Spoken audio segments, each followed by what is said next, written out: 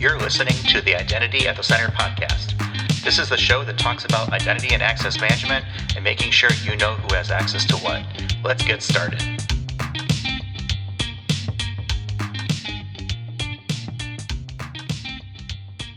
Welcome to the Identity at the Center podcast. I'm Jeff, and that's Jim. Hey, Jim.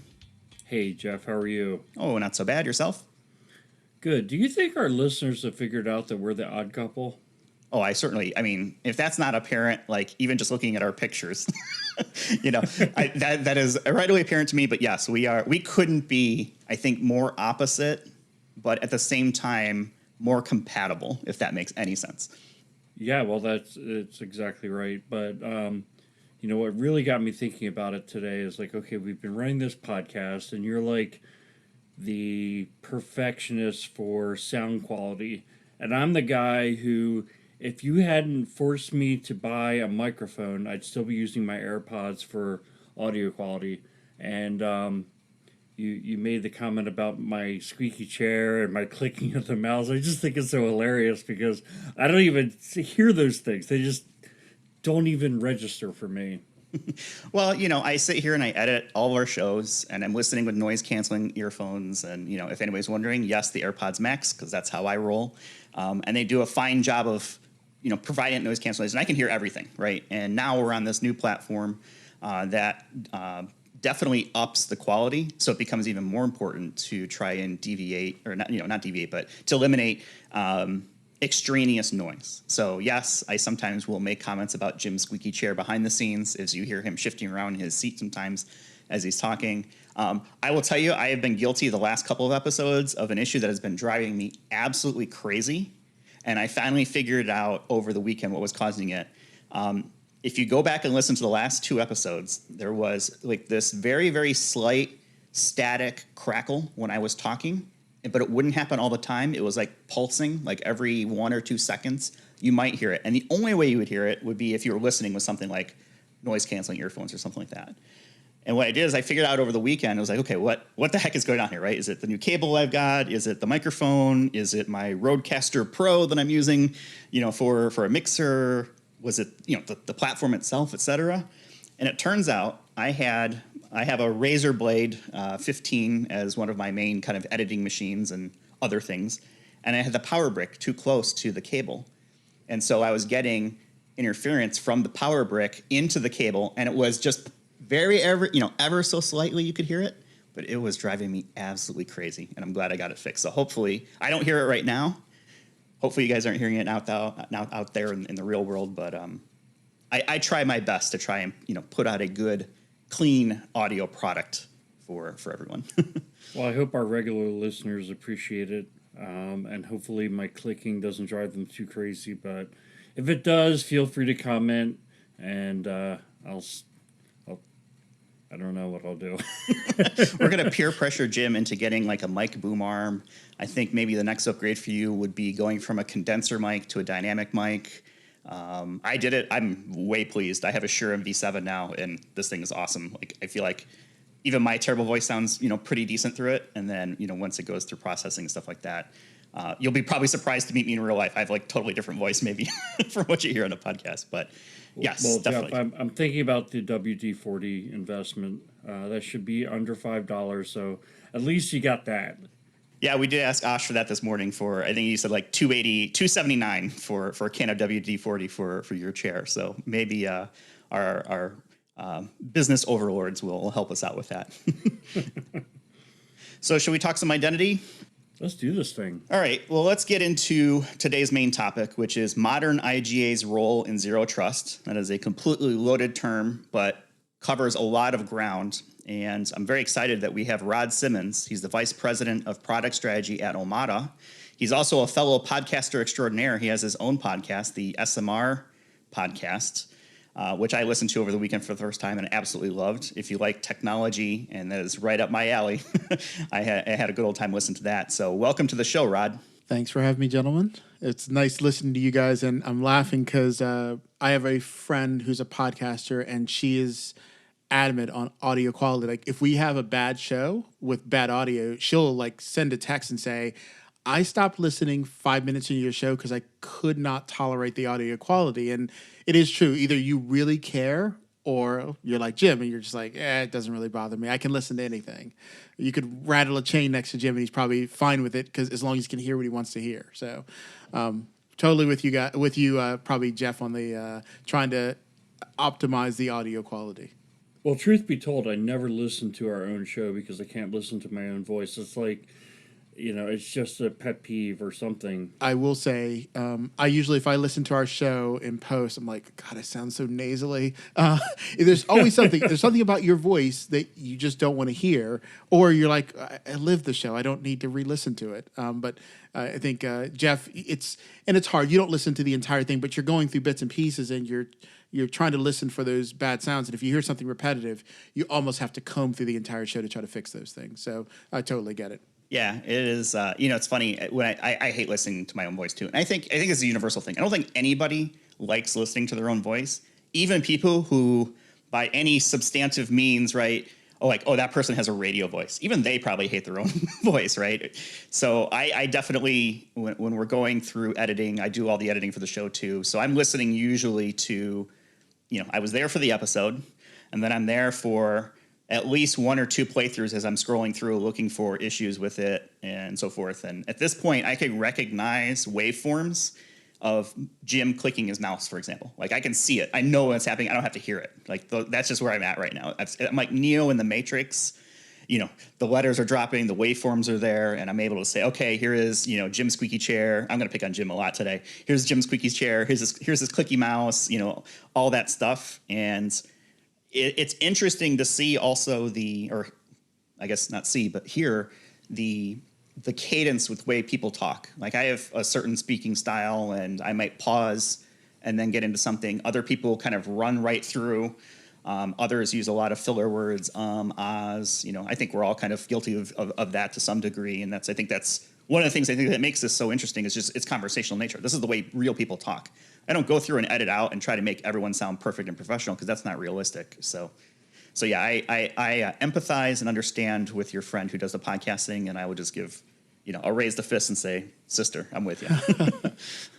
So we've got you here. Let's talk about modern IGA, and we'll get into that. We'll talk about Zero Trust. We'll get into that as well. But being the first time on the show with us, I'd love to hear, how did you get into the identity space itself? Is it something that you chose, or did it choose you? Yeah, I say that it started off with a side choice. Like, I chose to go to a small software vendor, actually to get into 80 migrations years ago. It was probably in 1999, a company called Fastlane Technologies. And we got acquired by a significantly larger company called Quest Software. So that kind of brought me into like the opening fringes of identity, because your portfolio expanded. You were starting to do more with the products. And I left there and then went mainly focused heavy on security to a small software company called NetPro, and we got acquired again by Quest. So I landed back at Quest, and the company had grown bigger and was heavily in identity space, heavily in privileged access management space. So I was able to cut my teeth a lot through there. So I would say acquisition is really what got me into it. But I had a really good passion for security, and it's a very interesting space, and identity is a massively interesting space. And then my career, really from that point on, has just really focused within the identity space, whether it's privileged identity or identity security or like threat protection or advanced threat protection. Anything that circled around identity and identity security has always been an interest to me since probably 2008. So, but I'd say acquisition or multi-acquisitions is really what got me started within the identity space. So, Rod, you're with Omada. Correct. Which is an IAM or IGA vendor. How do you explain to people who don't know what that is what you do? What do you tell them IGA is? Yeah, so it's always a hard one because if you're at a customer, even if they don't get identity governance or they don't really understand it, it's a very easy conversation to have because they have a good or bad background. But when I'm talking to, let's say, a friend who has nothing to do with technology, they're like, all right, I know that you say that you're a VP of product strategy at Omada, but what does Omada do? Like, explain to me exactly what they do. To try to walk someone through that conversation, I always have to relate it back to things that are natural for them in their everyday. And I say, well, at one point in time, hopefully you didn't, but you got this CD in the mail and you created an AOL account and you logged on online, and that's how you got online. And you had a shared secret with you and AOL. It's like you had an email address, password, you got in, and everything worked for you. Great. I was like, but as we've gone more into modern times, now you have a Facebook account, right? You log into Facebook, and you might go to another website and want to leave a comment, and you can use your Facebook identity to leave that comment. I was like, so identity is one part, like that. What we deal with is really who you are, and then where it allows you to gain access. And the challenge that many people deal with, which really hits home with them, I said, have you ever hired an employee? Yeah. Have they ever got in and you realize IT didn't order their computer, someone didn't create their accounts, so for 4 or 5 days they sit there and they can't work? Yes. I make sure that doesn't happen. And then they're like, oh my gosh, I get what you do. So, and when you bring it all together from something as simple as that you can use, let's say your a login to go anywhere you want to go within an organization or within things that you accept. Because they recognize that when I use my Facebook ID here, I get that prompt saying, are you trying to use this? Are you okay with this? Are you willing to share this? You're doing that authorization that typically IAM does in the background, so they can identify with that. But then more importantly, I think, which is the other side, is we've all had that where you start a new job and you're like, I mean, you guys have known for weeks. Like, I've been talking to you for months. How do I get here? And there's no computer. Or I have a computer, but I don't have an account. I can't get to this.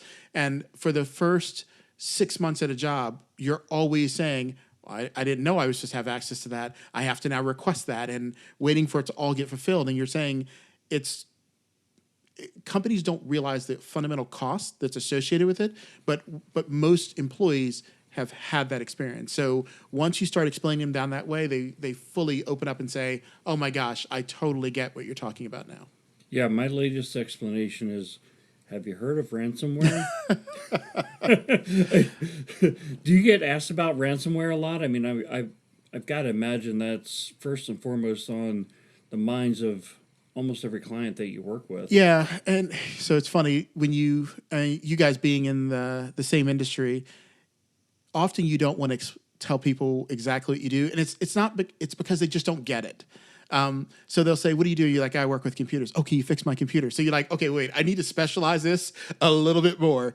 And you need to pull them down that pathway of, all right, well, I work in this very specific segment. But yeah, we do hear a lot about ransomware, and often anything to do with like a phishing attack or anything like that.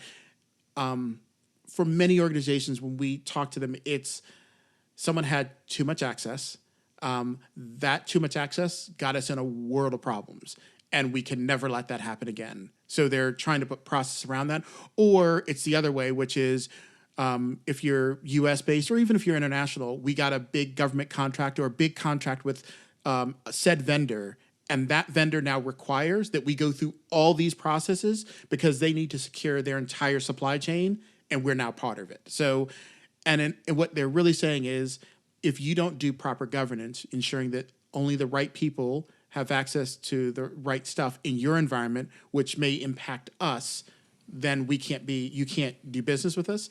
And that changes an organization overnight to, we don't really care about it, and we run like the Wild West, to all of a sudden it's mission critical if we want to maintain this multi-million or billion-dollar contract with the U.S. federal government, for example.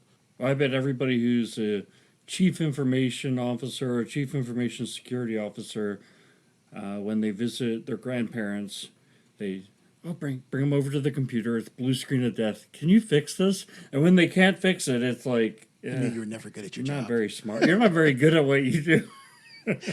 It's true. I can't. I got, like I say, I used to just say I work with computers, and I realized it really was the worst thing, because you didn't just have to fix their Windows machines, but if they happen to have a Mac, you're fixing that. They happen to have an iPhone, you're fixing that, a tablet, and the list of things that was the expectation that you could fix, because for some reason they just felt that computers were a very small. And I still get friends calling me saying, I'm having Wi-Fi problems. What should I go with? And you're like, the mesh network, leave me alone. So I think we've all been there, and it's just because you're the tech friend, and anything within that realm. And 90% of the time, we all have to admit the problems that our non-technical friends have, we already know how to solve them. It's just, I just don't want to do it. You don't want to get down to that rabbit hole. And, I think you bring up something interesting. Is I think 20 years ago when you said you were in IT, that probably was like that was enough. But now I think IT has gotten so big that I think people who aren't really in IT kind of are starting to understand that it isn't just fix my printer or why can't I get on the Wi-Fi or any of that other stuff. Yeah, it was so it's funny. I've done a ton of public speaking, and I remember it was probably around 2003, 2005, somewhere around there. I, just by list, had people raise their hand. Anybody who's ever been involved, because that's when we started really hearing about security breaches that really felt like they impacted us versus organizations. How many people have got a notice from any institution that your data was compromised? 1 or 2 people raise their hand. Fast forward, when I asked this around 2011, 2012, 50% of the room raised their hand. Fast forward, when I asked this, it was around 2018, 2019.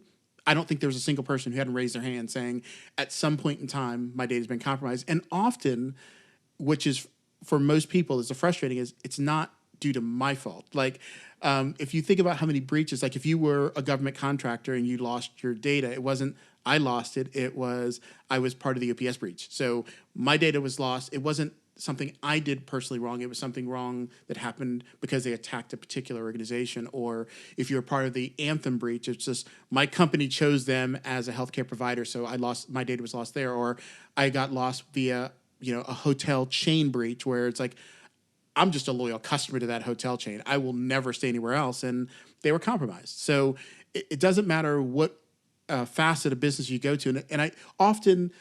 Every once in a while, it's like, oh my gosh, I can't believe they did that from a security perspective. But sometimes it's just like, that's a hard one to avoid. Like when you really get down to how they were compromised, often we kind of look and say, or I should say, some people look and say, that would have never happened to us. We fixed that last week, didn't we? And because people, they realize that many organizations realize they're almost as vulnerable as the person who just got compromised. The only difference was, we learned what happened to you and we fixed it right after we heard about what happened to you. So that's it's a crazy world that we're dealing with. But seeing how it's matured over the last 20 years it's insane. Yeah, I feel like a lot of those issues that we've seen come out result of shared passwords. I think we saw the most recently, at least that I'm aware of, was Colonial Pipeline. Right, one VPN reused password that was part of a breach somewhere else, and that's how they got in and caused all that damage. And a lot of times we also see manual kind of processes contributing to human errors and things like that. And I know that's something that Jim and I kind of deal with on a daily basis, is working with organizations that are having, paper and fax, and just really inefficient manual processes to work through different identity lifecycle type events.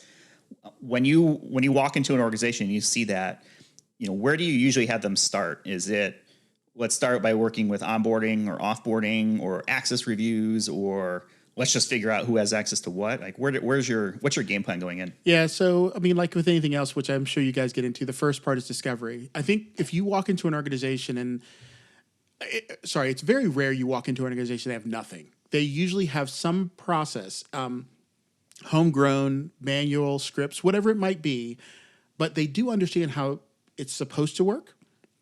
And that's great. Like I say, if you've written scripts and you're saying, we want a product, okay, the scripts are causing you a pain. What pain is it causing?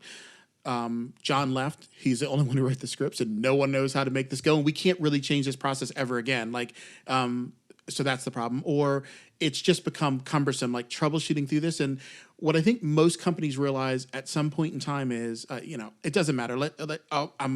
I know that your audience can't see it, but I'm holding up to you guys a tape measure, Husky. Let's say that Husky was a company. Like, we make tape measures, we make tools. We don't want to write software code to manage an identity management process.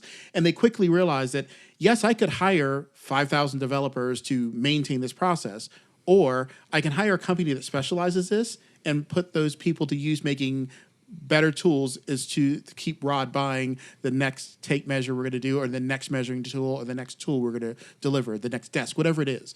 When companies transition, they realize that either from a cost perspective, we no longer want to manage this process.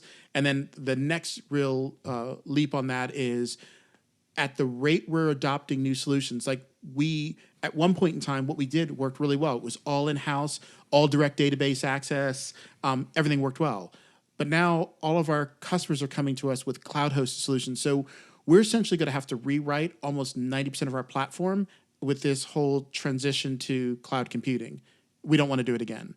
So they come in and they say, we want someone who can go standardized based approach, less code for us to maintain, higher efficiency, and going that route. So typically you start with, let's get your data into a platform, and now let's clean your data. Because as many customers of you we've walked into and they say, we have great clean data. You walk in and you're like, oh my gosh, like you told me you had like 50 different job titles or 100 job titles, and we're like seeing 197 because you have so many misspellings in job titles.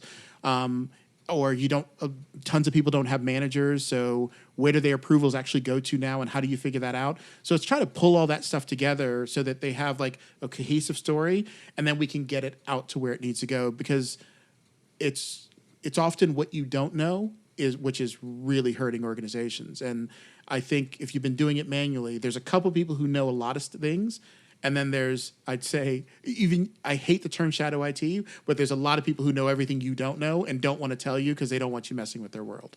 So hopefully that gives you a little bit of... They don't want to get in trouble. Yeah. I'm dealing with a customer now, and they're leveraging an application. It absolutely came in through shadow IT. The vendor did not implement SCIM properly.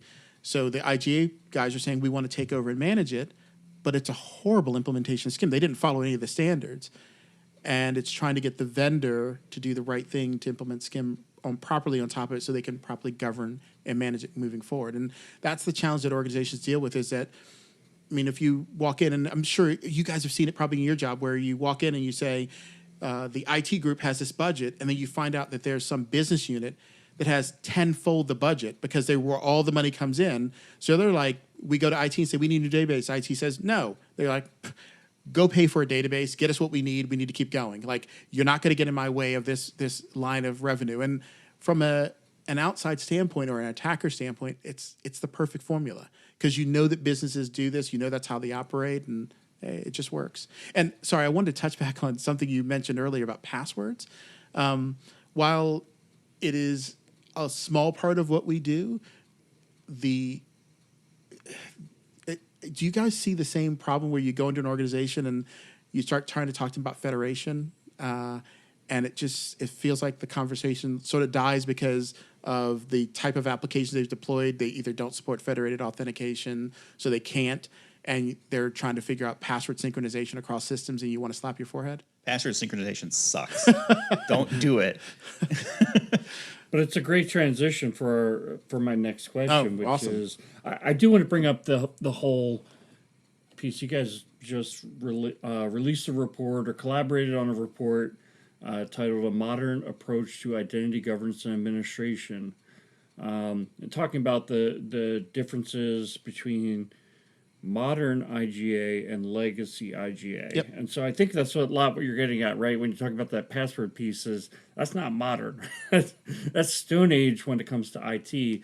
But, specific to this report, you talk about legacy IGA versus modern IGA.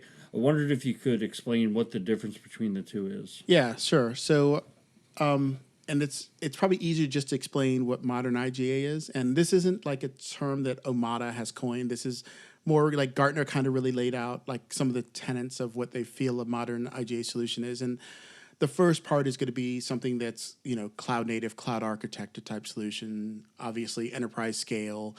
If you're in IGA space, obviously you want something that's very full featured, short time to value, short time to deployment. So you don't want customers dealing with what they've dealt with in a legacy environment, all the different standards that you're trying to adhere to, your governance requirements, the IGA solution. But the most important is that it's built upon open standards. It's a service-driven architecture, and it's heavily standards-based. So if I could go back like a long time ago from a IGA standpoint, you go back 10 years, one of the biggest challenges is that IGA is a very complex problem to solve. And it touches so much of your organization, and it can require customization. And the more you bolt on and customize and do these things, when the vendor comes back and says, time to upgrade, it's like, how do we unwind this so we can upgrade and make it clean? And that's always historically been a problem for customers with managing and upgrading anything that's designed to touch 99% of your organization or 80% of your organization, and that has heavy customization and code from somebody else added in, it becomes hard. And with modern IGA, you're essentially trying to say, let's move away from heavy code base. So let's go to with configuration. So it's inherently just built into the product. So upgrades are just like click a button, go get a cup of coffee, and you're back. And it also mainly takes the burden off. So I think at one point in time, we all thought moving to the cloud was going to be, I'll say, less expensive per se. And I think what most organizations realize is that transition over to the cloud was really about removing the burden upon your organization of the things you didn't want to do anyway. So I don't really want to manage backups. I think, like, to me, there's nothing more of a snooze fest than talking about someone with a backup strategy and RPO and RTO. Like, that to me is just like, I'm not interested. But there are people who are really good at it, and let them manage it. And I think that's the part of the infrastructure you slowly just start to turn those pieces over. And a modern solution allows you to focus on what the product is supposed to be delivering to you and the value that it's supposed to be delivering, and not on essentially what it takes to make the sausage. So we essentially say, here, enjoy this delicacy that sits on this layer, but you don't have to worry about backups, SLA type strategies, the security model. We've got all that covered for you. And all you have to focus on is, how do I integrate this with my business and keep my business running and make it efficient? Yeah, who's going to have a bigger security budget, right? A company that focuses on that as their core business, or vendor, the company that builds toys, right? Yeah, and it doesn't let you go down market. I mean, if you think about it, if every customer has almost a fixed lift to get in, which is you have to deploy infrastructure, you have to deploy database servers, just Windows servers or Linux servers, and all this that you need to maintain. When you start to go to an organization who has real governance requirements, because they're saying, we're a 500 user shop, but we still have governance requirements because of the customers we work with.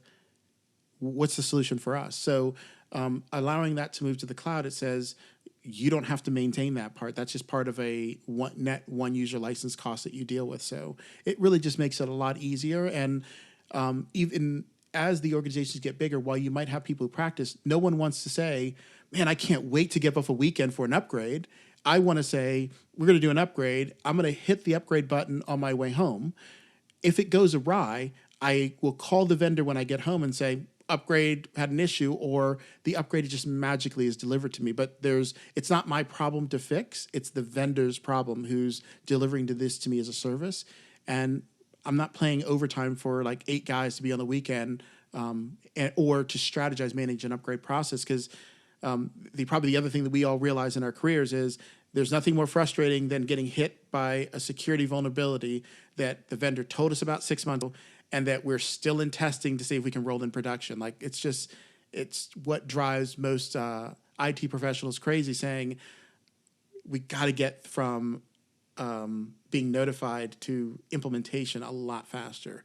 And often it's like there are capabilities that a vendor delivers that you're like, your vendor already has that. Oh, when they release it 2 years ago, you still haven't approved those features, let alone the last 2 years worth of features they implemented. So they can give you what you want. You just got to upgrade, guys. Yeah, I think even bigger than features is security patches. Yeah, they're the hard ones. And to get those, yeah, they're the hard ones. And I think organizations, I mean, you see it over and over again with like the vulnerabilities that happened in Exchange Server, and you see how long they took the total population or industry to roll those changes. It's not something that's acceptable anymore. Well, even then, right, it was known, and companies still didn't do anything about it. And I guess the U.S. government went and got a court order that let them basically hack into everybody who was not, patched up, and the government went and patched it for you, whether you wanted it or not, to try and prevent more. It's probably the one time where you will have more organizations adopting like 365, anything else, saying,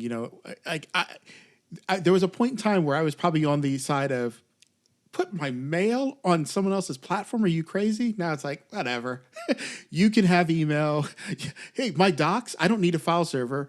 Just give me OneDrive and SharePoint and or Google Drive, whatever it is. throw that stuff up there. I don't want to manage that part of my business anymore. It's not. It's just. I mean, you have people who were exchange administrators thought I'm going to be out of a job, and it's like, nope, you're now a 365 administrator. Your purview's gone a little wider. You're just not managing the boring parts anymore. You're managing a more over a broader reaching piece of the business. So it's a good transition. One of the areas that that report also touched on, and we'll have a link to this in our show notes so people can kind of check it out, is the role of IGA when it comes to zero trust. And I'm curious to see what your thoughts on were that, because I'm going to kind of combine questions here, right? Is what is the role? And then one of the stats that was in that report was 81% saw IGA as a key element of their zero trust strategy, but we still see a lot of organizations that really just aren't great at IGA. They're still doing things manually, or they're using outdated software processes, things like that. Can you talk a little bit about what you took from that report as far as where does IGA fit into zero trust? And then any thoughts on why the capability set within an organization just hasn't kept up with times? Yeah, so you guys did a podcast actually not too long ago, and I think that one of the key topics was zero trust. And the person on that podcast, I don't remember the name, said it perfect. It's all about identity. And if your security strategy doesn't start with identity, you're doing something tremendously wrong, and you need to start all over again. Because if you step back for a moment, and I do know your audience ranges like from, you might have experts and you might have novice, but when you step back and you say, what are you trying to do? Well, I want to ensure that only the right people. Oh, stop. You said people.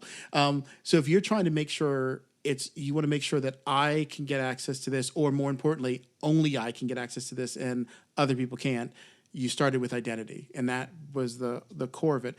But as you start to think about zero trust and you expand that out a little bit more, zero trust deals a lot with policy, and so does governance and IGA. So if you start thinking at some point in time, do you need access certification or recertification of your zero trust policies? At some point in time, you might say, maybe we do want to roll that into our overall governance strategy, where someone is going to go back in and say that that policy should still be the way it is. It's a permissive policy, for example, saying that under these conditions, from a trusted device that says you can get access to this, maybe that's too permissive and you want to tighten that down. But if you don't do a regular review of those policies are going to grow unchecked. So you want to put governance and controls around that. So I think IGA fits really well with that. But at the core of it, it's making sure that you have a really good understanding of what are all your identities. Because one of the key things is in zero trust, I can say you become such a high risk, untrusted user.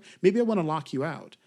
Do I just want to lock you out? Or do I want to lock out all 15 permutated versions of you that are in my organization? Meaning, I don't just want to lock out Rod's AD account, but I want to lock out his AD account, Salesforce account, and then the list goes on. I want to lock him out as a full identity across our infrastructure while we try to IT figures out what's going on, and then we can re-allow him back. So I think we fit into that model pretty well to help out with zero trust in that. As it relates to the report had some really amazing findings inside of it. What we're seeing, and I think this aligns with you actually on one of your most recent podcasts, you guys talked about the IDSA. I heard it. I was like, oh my gosh, someone knows about it. But the Identity Defined Security Alliance, we're actually a member of it.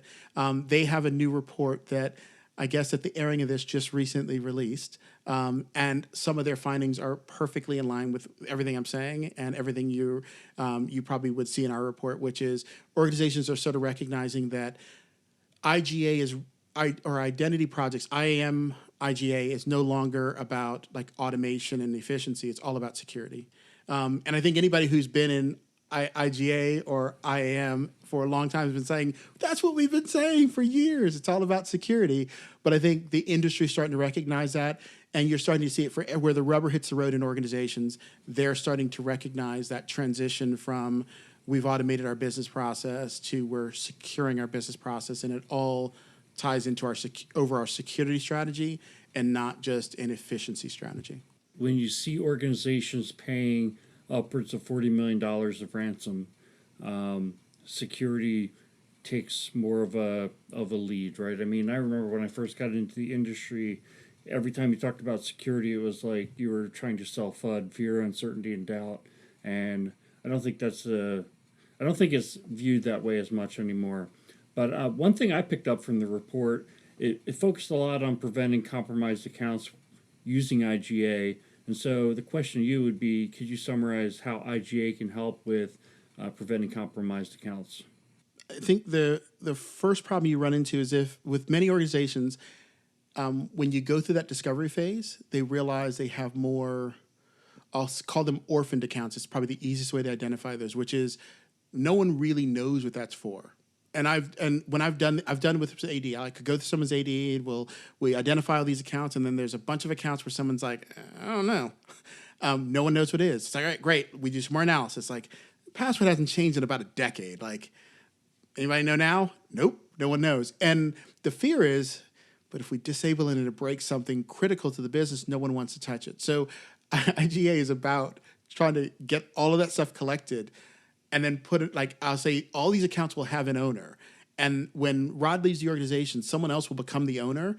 And it's very descriptive, all those things. So we can tie either human identities to human, automated identities to automation processes, robot identities to robot processes. It's really just coalescing all of that so that you really understand what it is you're dealing with and cleaning up that orphan stuff. Because where most organizations get dinged, it's those orphaned accounts that no one's touched for 20 years. They're left active. They're way over permissioned, and now you're sort of dealing with problems. So, from a security perspective, or where IGA is really helping out, it's identifying what it is you have, identifying those things that are orphaned, trying to put ownership, clean up around those, and then most importantly, knowing that when a person comes in the organization, as their identities that they might have or accounts they have with the organization expand and contract, that when they leave, they're all gone or disabled or whatever your business process, but they're not orphaned and left unlocked where someone can come back through. Because, I mean, we've all heard the story of someone saying, I left my company 6 months ago and I still have VPN access and I can still get access stuff. Like, they call me for help and I VPN in, go do the work, and then tell the guys to go look it up. It's done for them. And no one asks, how was I able to do that? It's like, because your processes are broken. So that's where IGA really does fit in. Yeah, I'm glad you mentioned the orphans because, I think one thing, so for people who aren't clear on what an orphan is, these are accounts in your environment that you haven't established ownership over, right? These are doors that get into some system and you don't know that they belong to Rod or Jeff or Jim or whoever they are. And this reminds me of a story way back. This would have been, a long time ago. I'll try to protect the guilty. We were rolling out an IGA product, and I remember working with my friend Wayne, working through the deployment of that. And one of the systems that we were deploying to was a system that had, at the time, this would have been early 2000s, over 1 million accounts were in this system. And we ran an exercise to say, okay, well, how many can these match up with an identity record and start to identify the orphans? And it came back with, I want to say something like 90,000 accounts that we had no idea who they belonged to. And I remember turning to Wayne and say, oh, that's not that bad. Because I think we thought it was going to be a lot worse. Like, we were thinking like, okay, we're probably looking at like 200, 300,000 accounts. We really don't know who these people are, whatever it may be. And I remember he looked at me just kind of incredulously. He was like, and that's something that's stuck with us over the years is, remember the time we found 90,000 accounts that were orphans and you thought it wasn't a big deal? And I was like, well, yeah, but because I thought it was going to be more like 200,000 or 300,000. But those are all potential avenues, right, into a system or into an organization where if you don't know who has access to what, you really need to start figuring that out and making sure that you start to button up your processes so that if those types of accounts start to appear in your environment, they can be an indicator of a compromise. How do you make sure that you tackle those, right? And I think if you've got a mature identity governance process and solution is you have a process where there is only one way to get an account on this specific system. And if it doesn't go through that process, it immediately gets flagged and highlighted so that we can kind of head off potential, impacts. And maybe it's even automatic, remediation for whatever that looks like. We know that AD accounts only get created this one way. And if it doesn't go through this way, automatically shut it down. So I think there's a lot of value there. And that certainly, maps back to that, who has access to what and being able to track that. Yeah, I think you hit it right. It's one method of getting an account here. And for some customers, they do want exactly what you described, which is when you don't follow the process, the account goes away and we force you through the process. For others, they're like, we can reconcile. We can go through a reconciliation process so that we can continue forward. So the manager will say, "Yep, they should have access." We accept that deviation and we flow it in, and then we slap the person's hand who did it outside of the normal process to get them back into process. But yeah, absolutely. That process to me, Rod, is a little scary because if I'm a hacker and I get in and I'm using some, Mimi cats or something like that to quote unquote barely get access, what am I going to do with that access? I'm going to create administrative accounts on every system I can, and I'm going to make them look like real accounts. And that way, when you go ahead and shut down the access I use, I can still get in. And so, to me, that's one of the biggest things IGA can do. It's like, hey, we found these accounts that we had no part in provisioning or going through the approval. So, when I think about ransomware or an organization being breached by like a ransomware gang, I think that's one of the biggest things IGA can do. And we're running out of time. We could sit here and talk all day, but I did want to ask you one more thing about the report, which is talked about using cloud-based delivery model of IGA to achieve benefits at a lower TCO. I kind of wanted to get some of your thoughts on what is the case that the modern IGA solution can provide to achieve the lower TCO. Yeah, I think I touched on some of those earlier, and I know since we're running out of time, I won't go too deep into them, but one of the places for most people is upgrades. You're not scheduling upgrades. You're not doing that anymore. You click a button, walk away, and in some cases, it might be automatically delivered to your platform. So you wake up one day and it's like, oh, we have new features or new security capabilities. The other places that you're not doing the things you don't want to do or that are costing your organizations. You're not managing backups, not managing uptime, because on a cloud platform, I can give you 5 nines of uptime availability, and try to do that on premise it's a bit more costly than most organizations want to manage. So it gets you past the things that you want to do, and I think that's the key. So you get those extreme values because one vendor, like even if you look at Azure, it's the reason why Microsoft can deliver stuff to you at a better overall cost from end to end, is because they're doing it not just for you, but for 500 or 500,000 or 10 million customers. And it's the same thing with governance in the cloud. We're able to deliver a solution to thousands of customers and make it very easy for them to adopt. And the stuff that they shouldn't have to do is the cost is spread across many customers, and it's more efficient. Yeah, and plus that cost too, if you're going to the cloud, is typically on a subscription model. So you're spreading out the cost of, rather than having like a big bang up front with a sticker price that it may be shocking for some folks. Yeah, that's one value of subscription. It's a transition because for much of my career, we sold perpetual type licenses, and for sales reps, they love that. But subscription, it's a different model, but it works out really well for customers in the long haul. Yeah, so you've been, I think this is all good comments, and like Jim said, we can talk pretty much all day around IGA specifically as part of IAM. But why don't we go ahead and close it out here? But I think before we go, let's end it on a little bit of a lighter note, and I want to pick your brain, Rod, and Jim as well. So I think people know I'm an electric vehicle aficionado. I have a Tesla Model 3 myself, but I see a lot of exciting kind of other electric vehicles that are coming out in the near term. Things like Ford has I don't know if it's inappropriately named, the Mustang Mach-E. There's the Cybertruck from Tesla. Ford just also had the F-150 announcement. Volvo has like the Polestar brand. Rod, I guess from your perspective, is there an electric vehicle that excites you or something that you're really looking forward to? Yeah, so I'm in the same camp as you. I have a Tesla. I have a Model X.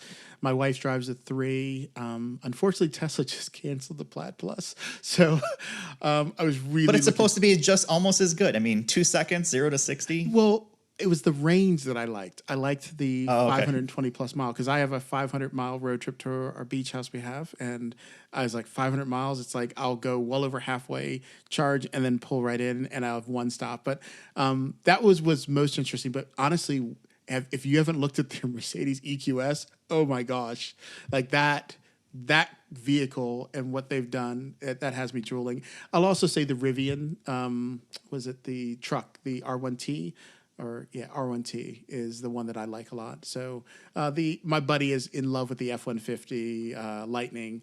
I think it looks good, and I think what they did with the front trunk is insane. So I'm just excited that more people will start driving EVs. I've been doing it since 2017 now, 2016, 2017, and I love it. I'll never go back to a regular vehicle.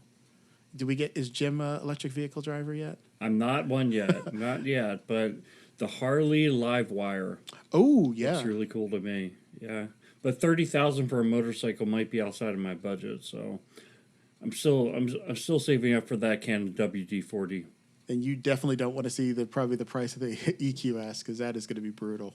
The EQS is definitely that is like next gen right there, just the way it looks. And there's a lot of vehicles that are coming out. Lucid has one, yeah. The Grand Touring and the Air. And I'm curious to see what actually makes it into production, because I think once it hits a certain price point and it actually is realistic for people, and we get a charging network out there, I think Tesla owners are relatively spoiled with the supercharger network. It's fantastic for road trips. They're strategically located and it just works. 7-Eleven just recently announced a partnership with, I don't remember which company, but they're going to start putting electric vehicle chargers at 7-Elevens. Oh, wow. So if I'm a gas station owner, I think one of the things that I'd be looking for is, okay, where do I put an electric charger in my lot somewhere? Because especially right now, people who have electric vehicles tend to have a little bit of a higher income. And so they need places to spend their money. So places like shops, restaurants, stuff like that just makes total sense to put that infrastructure in. Restaurant owners should have electric chargers because, I think if you've done any road trip, meaning where you had to charge for a little bit, you'd likely stop, just plug in a charge, go in, sit down, have a meal like a normal person, and then come back out and go. And if you know that you can get a new patron in the door for 20 to 40 minutes, it's perfect. Imagine Sonic doing it. They already run so many TV ads. They could get the word out quickly, and people just park in those Did you say Sonic?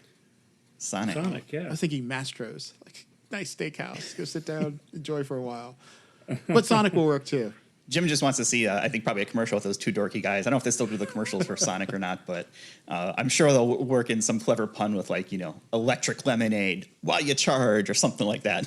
Yeah, right. All right, well, I know we're running out of time, but before we go, Rod, any kind of final words of wisdom that you want to throw out there for us and the listening audience around IGA and modern and zero trust or electric vehicles? I'll stick with IGA and I'll say, if you don't have a good program in place at your organization, I'd say it's at least time to look and understand what you can get there. And I would look at something that is a cloud delivered solution and probably ignore any challenges you've had in the past with kind of the legacy on-prem type solutions, and take a look at what is available now around governance, and check out what Gartner and Forrester and Kuppinger have to say about the space and the direction it's going, because I think they'll guide you in the right direction. Yeah, that's good advice. There's a lot of good products in that space, including Omada, right? Where you can modernize your infrastructure from an IGA perspective, and it is so much easier.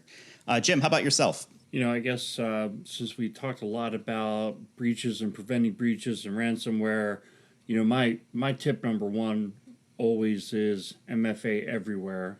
But number two is probably IGA, having a good IGA infrastructure. Controlling administration of identities, but also having that governance component that's out there, discovering new accounts that shouldn't be. I think that's an early indicator of, some nefarious activity that's happening on your network. So it's a very important investment. Right on.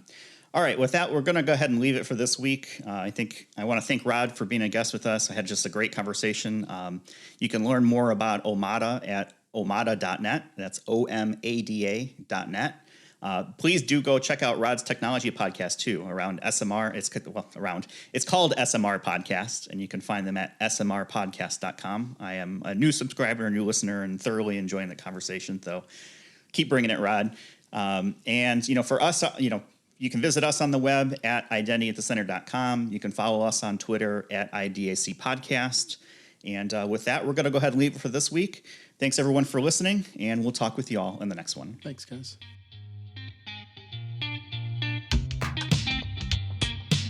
Thanks for listening to the Identity at the Center podcast. If you like what you heard, don't forget to subscribe and visit us on the web at identityatthecenter.com.